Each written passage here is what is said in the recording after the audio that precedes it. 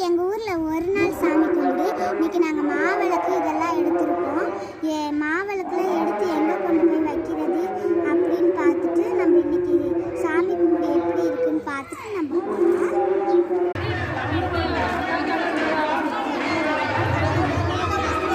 சேனல்லே வந்துடுங்க.